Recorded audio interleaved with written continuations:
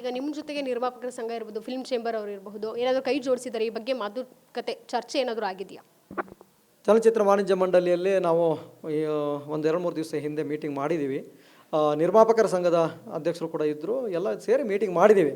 Actually ತುಂಬ ಜನ ನಿರ್ಮಾಪಕರಿರ್ಬೋದು ಅಥವಾ ನಿರ್ದೇಶಕರು, ವಿತರಕರು, ಪ್ರದರ್ಶಕರು, ಛಾಯಾಗ್ರಾಹಕರು ಏನೋ ಅಂದರೆ ಈ ಥರ ಆಗೋದಿದ್ದರೆ, ನಮಗೆ ನ್ಯಾಯ ಸಿಗದಿದ್ದರೆ ಬಾಯ್ಕಟ್ ಮಾಡೋಣ, ಇಂಡಸ್ಟ್ರಿಗೆ ಹೋಗೋದು ಬೇಡ, ನಮಗೆ ನ್ಯಾಯ ಕೊಡೋದಾದರೆ ಮಾಡೋಣ ಅನ್ನೋ ಉದ್ದೇಶ ಎಲ್ಲರದ್ದು ಇತ್ತು. ಆದರೆ ಯಾಕೆಂದರೆ ಚಲನಚಿತ್ರೋತ್ಸವ ನಡೀತಿದೆ, ಯಾರಿಗೂ ತೊಂದರೆ ಆಗೋದು ಬೇಡ, ಸರ್ಕಾರಕ್ಕೆ ಮುಜುಗರ ತರೋದು ಬೇಡ ಅನ್ನೋ ಉದ್ದೇಶದಿಂದ ಅದನ್ನು ಆದಷ್ಟು ಬೇಗ ಸರಿ ಮಾಡಿ ಚಿತ್ರೋತ್ಸವ ಮಾಡಲಿ ಅನ್ನೋ ಮಾತು ಬಂತು. ಅದರಿಂದ ಮೊನ್ನೆ ಒಂದು 2-3 ದಿವಸದಿಂದ ಮೌನವಾಗಿದ್ದೀವಿ. ಆದರೆ ಮೌನ ಅಂತೂ ಖಂಡಿತ ಆಗಲ್ಲ. ಯಾಕೆಂದರೆ ಯಾರು ಏನೇ ಹೇಳಲಿ, ಅವರು ಸರಿಯಾದ ರೀತಿ ನಡ್ಕೊಳ್ಳಿಲ್ಲ ಅಂದರೆ ಅದರ ಮುಂದಿನ ದಿನ ಎಲ್ಲರೂ ನಮ್ಮ ಜೊತೆ ಯಾರು ಕೈ ಜೋಡಿಸ್ತಾರೆ ಅಂತ ನಮಗೆ ಇವಾಗ ಮಾತು ಕೊಟ್ಟಿದ್ದಾರೆ, ಅವ್ರು 100% ಕೈ ಜೋಡಿಸ್ತಾರೆ. ಆಮೇಲೆ ನಿಮ್ಮ ಗಮನಕ್ಕೆ ಕೋರ್ಟ್ಗೆ ಹೋದವರು ಒಂದಷ್ಟು ಜನ ಪ್ರೊಡ್ಯೂಸರ್ಗಳು ಹೋಗಿದ್ದಾರೆ, ಅವ್ರಿಗಾದ ಅನ್ಯಾಯವನ್ನು ಅವ್ರು ಕೇಳ್ತಾ ಇದ್ದಾರೆ. ಅವರು ಮಾತ್ರ ಅಲ್ಲ, ನಾವು ಕೂಡ ಸಂಘದಿಂದ ಕೋರ್ಟ್ಗೆ ಹೋಗಿದ್ದೀವಿ. ಸದ್ಯದಲ್ಲೇ ಅದರ ಮಾಹಿತಿ ಕೂಡ ನಿಮಗೆ ಸಿಗುತ್ತೆ. ಸರ್, ನಟ ಕಿಶೋರ್ ಅವರು ರಾಯಭಾರಿ ಆಗಿರುವಂಥದ್ದು ಈ ಬಾರಿ ಫಿಲ್ಮ್ ಫೆಸ್ಟ್ಗೆ ಒಂದು ರೀತಿ ಎಲ್ಲೋ ಈ ರೀತಿ ಸ್ಟಾರ್ ನಟರು ಫಿಲ್ಮ್ ಫೆಸ್ಟ್ಗೆ ರಾಯಭಾರಿ ಆಗೋದ್ರಿಂದ ಕಳಂಕ ಬರುತ್ತೇನೋ ಅನ್ನೋಂಥ ಒಂದು ಪ್ರಶ್ನೆ ಸಹ ಎದುರಾಗ್ಬೋದು. ಇಲ್ಲ, ಅದೆಲ್ಲ ಸಾಧ್ಯತೆಯೇ ಇಲ್ಲ. ನಾವು ಅದನ್ನ ಬಗ್ಗೆ ನಾವು ಮಾತಾಡೋದಿಲ್ಲ. ಯಾಕೆಂದರೆ ನೀವು ಆ ರೀತಿ ಅದರ ಪ್ರಶ್ನೆಗೆ ನನಗೆ ಆನ್ಸರ್ ಸಿಗಲ್ಲ. ಯಾಕೆಂದರೆ ಅಲ್ಲಿ ಒಬ್ಬ ನಟನನ್ನು ರಾಯಭಾರಿಯಾಗಿ ತೆಗೋತಾರೆ, ವರ್ಷಕ್ಕೆ ಒಬ್ಬರು, ಅವರ ಯಾರು ಬೇಕಾದರೂ ಆಗಲಿ. ಯಾವುದೇ ನಟನ ಮೇಲೆ ಯಾವುದೇ ಚಿತ್ರರಂಗ ಇರ್ಬೋದು ಅಥವಾ ಯಾವುದೇ ಅಂಗಸಂಸ್ಥೆಗಳು ಯಾರೂ ಬೇಸರ ವ್ಯಕ್ತಪಡಿಸಲ್ಲ. ನಮಗೆ ಬೇಕಾಗಿರೋದೇನು, ಚಿತ್ರರಂಗಕ್ಕೆ ನ್ಯಾಯ ಕೊಡಿ ಅನ್ನೋದು ಮಾತ್ರ.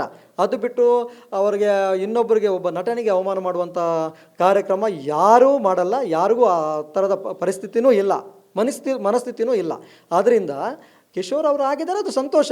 ವರ್ಷಕ್ಕೊಬ್ಬರನ್ನು ರಾಯಭಾರಿ ಆಯ್ಕೆ ಮಾಡ್ತಾರೆ, ಅದು ಸರ್ಕಾರಕ್ಕೆ ಬಿಟ್ಟಿದ್ದು, ಆ ಇಲಾಖೆಗೆ ಬಿಟ್ಟಿದ್ದು. ಅದಕ್ಕೆ ಯಾರೂ ಇಲ್ಲಿವರೆಗೆ ಅಭ್ಯಂತರ ಮಾಡಲಿಲ್ಲ.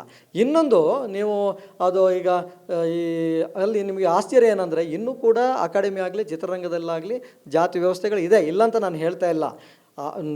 ಎಲ್ಲಿವರೆಗೆ ಅಂದರೆ ನಮ್ಮನ್ನು ಕೂಡ ಕಡೆಗಣಿಸಿದ್ರು ಅದೇ ಪರಿಸ್ಥಿತಿಯಲ್ಲಿ, ಅದೇ ಮನಸ್ಥಿತಿಯಲ್ಲಿ. ಈಗ ಜಾತಿ ವ್ಯವಸ್ಥೆ ಅಂತ ಹೇಳಿದರೆ ಯಾವ ರೀತಿ, ಏನು ಪಕ್ಷಪಾತ ರೀತಿ ಏನಾದರೂ ಮಾಡ್ತಿದ್ದಾರಾ? ಅದು ಇದೆ. ಇಲ್ಲಿ 2 ಇದೆ. ಅಕಾಡೆಮಿ ಬಂದಾಗ 2 ಬರುತ್ತೆ. ಒಂದು ಜಾತಿ ಅಂದರೆ ಅವರಿಗೆ ಒಲವು ಯಾರು ಇರ್ತಾರೋ, ಅಲ್ಲಿರುವಂಥ ಟೀಮ್ಗೆ ಯಾರು ಒಲವು ಇರ್ತಾರೋ ಅವ್ರನ್ನ ಎಳ್ಕೊಳ್ಳೋಕ್ಕೆ, ಆಕರ್ಷಣೆ ಮಾಡ್ಕೊಳ್ಳೋಕ್ಕೆ ಪ್ರಯತ್ನ ಮಾಡ್ತಾರೆ. ಇದರಲ್ಲಿ ಇನ್ನೊಂದು ಸಮಥಿಂಗ್ ಅನ್ನೋದೊಂದು ಇದೆ. ಅದು ಯಾರು ಏನು ಬೇಕಾದರೂ ಹೇಳ್ಕೊಳ್ಳಿ, ಸಮಥಿಂಗು ಕೊಟ್ಟವ್ರಿಗೂ ಗೊತ್ತಿರುತ್ತೆ, ತಗೊಂಡವ್ರಿಗೂ ಗೊತ್ತಿರುತ್ತೆ. ಸಮಥಿಂಗ್ ಇಲ್ಲದೆ ಆಲ್ಮೋಸ್ಟ್ ಇಲ್ಲಿ ಚಿತ್ರರಂಗದಲ್ಲಿ ಹೊರಗಿನಿಂದ ನೋಡಿದ್ರೆ ಯಾವುದು ವ್ಯವಸ್ಥೆಗಳೇ ಇಲ್ಲ ಅಂತ ನನಗೆ ಅನಿಸುತ್ತೆ. ಇದ್ದರೂ ಕೂಡ ಅಕಾಡೆಮಿ ಅಂತ ಒಂದು ಜಾಗ, ಅಕಾಡೆಮಿಯನ್ನು ಅವರು ಒಂದು ಚಲನಚಿತ್ರೋತ್ಸವ ಮಾಡುವಾಗ ಇಂಥ ಇದರಿಂದ ಮನಸ್ಥಿತಿಯಿಂದ ಹೊರಬಂದು ನ್ಯಾಯಯುತವಾಗಿ ಸಿನಿಮಾ ಕಳಪೆ ಇದ್ದರೆ ಕೊಡೋದು ಬೇಡ ರೀ, ಚೆನ್ನಾಗಿರುವಾಗ ಆಯ್ಕೆ ಮಾಡಿ ಕೊಡಬೇಕು. ಆಮೇಲೆ ಮಾನದಂಡ ಏನು ಅನ್ನೋದನ್ನು ಅವ್ರು ತಿಳಿಸ್ಬೇಕು. ಈ ಸಿನಿಮಾ ಆಯ್ಕೆ ಮಾಡಿದ್ವಿ ಅಂದರೆ ಏನಕ್ಕೆ ಆಯ್ಕೆ ಮಾಡಿದಿರಿ? ಆಮೇಲೆ ಇನ್ನೊಂದು ನೀವು ಗಮನಿಸಿದರೆ ಇಲ್ವೋ ಗೊತ್ತಿಲ್ಲ, ನಿರ್ಮಾಪಕರು ನಿಮಗೆ ಅದನ್ನು ಹೇಳಿದಾರೆ ಇಲ್ವೋ ಗೊತ್ತಿಲ್ಲ ನನಗೆ. ಒಂದು ಸಿನಿಮಾ ನೋಡ್ತಾರೆ, 140 136 ಎಷ್ಟೋ ಸಿನಿಮಾ ಇದೆ ನಿಮ್ಮ ಗಮನಕ್ಕಿದೆ, ಕನ್ನಡದ್ದು, ಬಾಕಿದು ಬಿಡಿ. ಆ ಸಿನಿಮಾ ಆಯ್ಕೆ ಆಗಿಲ್ಲ ಅಂದಾಗ ಅವರೊಂದು ಕಾರಣ ಕೊಡಬೇಕು. ಈ ಸಿನಿಮಾದಲ್ಲಿ ಇಂಥದ್ದು ಮೈನಸ್ ಇದೆ, ಅದರಿಂದ ನಿಮ್ಮ ಸಿನಿಮಾವನ್ನು ಆಯ್ಕೆ ಮಾಡಲಾಗಲಿಲ್ಲ. ಕಾರಣ ಕೊಡಲಿ, ಜ್ಯೂರಿನವ್ರದ್ದು ಸೈನ್ ಹಾಕ್ಬಿಟ್ಟು ಈ ಥರ ಅಂತ ಕಾರಣ ಕೊಡಲಿ. ಆವಾಗ ಇವ್ರಿಗೆ ಸ್ಪಷ್ಟತೆ ಸಿಗುತ್ತೆ ಅಲ್ವಾ, ನನ್ನ ಸಿನಿಮಾ ನೋಡಿದ್ದಾರೆ, ನನ್ನ ಸಿನಿಮಾ ಯಾವ ಗುಣಮಟ್ಟದಿದೆ, ಮುಂದಿನ ದಿನ ನಾನು ಅದನ್ನು ಸರಿ ಮಾಡ್ಕೋತೀನಿ ಅನ್ನೋದು ಅವ್ರಿಗೂ ಒಂದು ಮನವರಿಕೆ ಆಗುತ್ತೆ, ಪ್ರೊಡ್ಯೂಸರ್ಗೂ ಆಗುತ್ತೆ, ಡೈರೆಕ್ಟರ್ಗಳಿಗೂ ಆಗುತ್ತೆ. ಅದರಿಂದ ನನ್ನ ಅನಿಸಿಕೆ ಏನು ಅಂದರೆ, ಸಿನಿಮಾ ನೋಡಿ ಆದಮೇಲೆ ಒಂದು ಸರ್ಟಿಫೈಡ್ ಏನು, ನಿಮ್ಮ ಸಿನಿಮಾವನ್ನು ನಾವು ವೀಕ್ಷಿಸಿದ್ದೀವಿ, ಈ ಸಿನಿಮಾದಲ್ಲಿ ಇಂಥ ಒಂದು ಸಮಸ್ಯೆ ಇದೆ, ಈ ಕಾರಣದಿಂದ ನಿಮ್ಮ ಸಿನಿಮಾವನ್ನು ಆಯ್ಕೆ ಮಾಡೋಕ್ಕೆ ಆಗಲಿಲ್ಲ ಅನ್ನುವ ಕಾರಣವನ್ನಾದರೂ ಕೊಟ್ಟರೆ ನಿರ್ಮಾಪಕರಿಗೆ ಅವಾಗ ಗಟ್ಟಿ ನಿಲುವು ಬರುತ್ತೆ. ನನ್ನ ಸಿನಿಮಾವನ್ನು ನೋಡಿದ್ದಾರೆ ಅಂತ ಬರುತ್ತೆ. ಸಿನಿಮಾವನ್ನೇ ನೋಡದೆ ನಿಮಗೆ ಬೇಕಾದ ಸಿನಿಮಾವನ್ನು ನೀವು ಆಯ್ಕೆ ಮಾಡಿಕೊಂಡಾಗ ಯಾರು ಕೂಡ ಸುಮ್ಮನಿರೋಕ್ಕೆ ಸಾಧ್ಯನೇ ಇಲ್ಲ.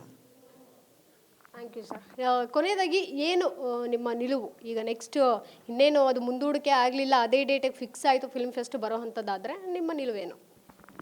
ಒಂದು ವೇಳೆ ಚಿತ್ರೋತ್ಸವ ಆಗಲಿ, ಯಾಕಂದರೆ ಎಲ್ರಿಗೆ ಎಷ್ಟೆಷ್ಟೋ ಜನ ಸಿಲೆಕ್ಟ್ ಆದವರಿದ್ದಾರೆ, ಅವರಿಗೆಲ್ಲ ತೊಂದರೆ ಎಲ್ಲ ಆಗಬಾರ್ದು, ಅವಮಾನ ಆಗಬಾರ್ದು. ಸಿಲೆಕ್ಟ್ ಆದವ್ರದ್ದು ತಪ್ಪು ಅಂತ ನಾನು ಹೇಳಲ್ಲ, ಅವರ ಇದಕ್ಕೆ ಪ್ರಯತ್ನಕ್ಕೆ ಅವರಿಗೆ ಪ್ರತಿಫಲ ಸಿಕ್ಕಿದೆ ಅಂತ ಅಂದ್ಕೊಳ್ಳೋಣ. ಬಟ್ ಏನೇ ಆದರೂ ಕೂಡ ತಪ್ಪು ಆಗಿದೆ ಅಂಥದ್ದು 100% ಅಲ್ಲ, 200% ಸತ್ಯ. ಎಲ್ಲ ನಿರ್ಮಾಪಕರ ಸಿನಿಮಾಗಳನ್ನು ನೋಡಿಲ್ಲ, ಸರಿಯಾದ ರೀತಿಯಲ್ಲಿ ಅಲ್ಲಿ ಚಲನಚಿತ್ರೋತ್ಸವ ಮಾಡೋ ಮುಂಚೆ ಒಂದು ಜೂರಿಗಳ ಆಯ್ಕೆ ಅಥವಾ ನೆಕ್ಸ್ಟ್ ಇವಾಗ ಒಂದು ಕಮಿಟಿ ಆಗ್ತಾಯಿದೆ, ಯಾವುದೂ ಕೂಡ ಸರಿಯಾದ ರೀತಿಯಲ್ಲಿ ಆಗಲಿಲ್ಲ. ಎಲ್ಲವನ್ನ ಸರಿ ಮಾಡಿಕೊಂಡು ಚಲನಚಿತ್ರೋತ್ಸವ ಮಾಡೋದು ಒಳಿತು. ಇಲ್ಲ ಅಂದರೆ ಮುಂದಿನ ದಿನಗಳಲ್ಲಿ ಅಕಾಡೆಮಿಯು ಸಂಕಷ್ಟವನ್ನು ಎದುರಿಸೋಕ್ಕೆ ರೆಡಿಯಾಗಿರಬೇಕು ಅವರು. Thank you sir. ಇದಿಷ್ಟು ನಿರ್ದೇಶಕ ವಿಶ್ವನಾಥ್ ಅವರ ಮಾತಾಗಿತ್ತು. ಕ್ಯಾಮ್ರಾ ಪರ್ಸನ್ ಶಿವ ಜೊತೆ Keerthi Patil, guarantee news, Bengaluru. Guarantee news, ಸುದ್ದಿ ಖಚಿತ, ನ್ಯಾಯ ನಿಶ್ಚಿತ.